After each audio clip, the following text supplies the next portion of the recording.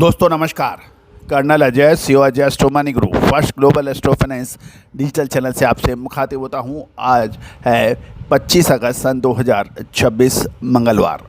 दोस्तों आपको याद होगा कि कुछ महीने पहले जब प्याज के दाम काफ़ी नीचे थे, हमने आपको तेज़ी का अग्रिम विश्लेषण दिया था, जो कि अक्षरशः सत्य साबित हुआ।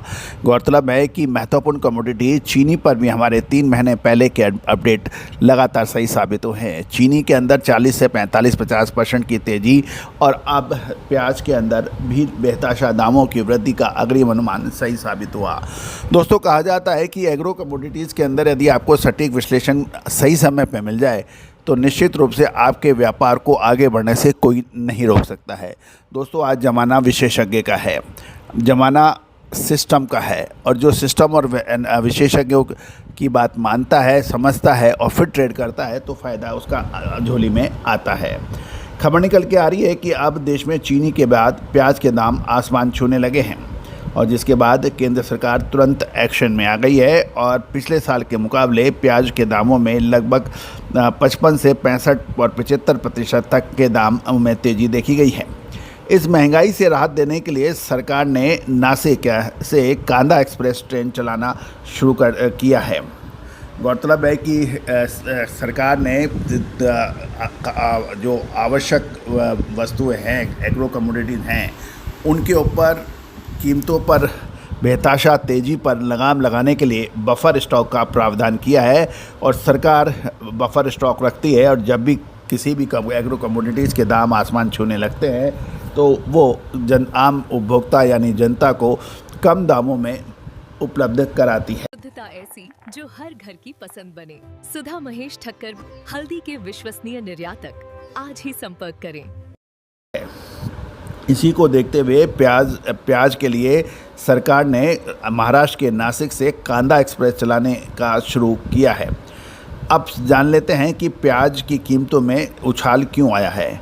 उपभोक्ता मामलों के मंत्रालयों के आंकड़ों के मुताबिक देश में प्याज की औसतन खुदरा कीमत 43 से रुपये और 53 पैसे प्रति किलो तक पहुंची है, जो पिछले साल इस समय 27.37 पैसे थी। यानी 27 रुपये का प्याज पिछले साल के मुकाबले 43 रुपये पहुँच गया है। ये आंकड़े उपभोक्ता मंत्रालय के अनुसार है। चेन्नई में प्याज के दाम लगभग 60 रुपये प्रति किलो हैं।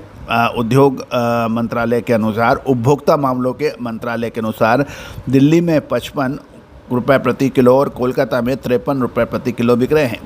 थोक भाव 21 रुपये 23 पैसे से बढ़कर 35.58 रुपये प्रति किलो हो गए हैं, जो लगभग 68% की तेज़ी दिखा रहा है। अब हम जान लेते हैं कि ये कांदा एक्सप्रेस योजना क्या है।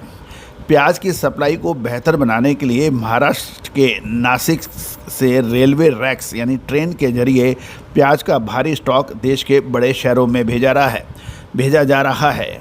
अब जान लेते हैं कि ये 5 शहर कौन से हैं। दिल्ली सबसे पहले, फिर चेन्नई, मदुरई, एर्नाकुलम और गुवाहाटी। इन 5 शहरों में सबसे पहले सरकार कांदा एक्सप्रेस के जरिए प्याज की आपूर्ति करेगी।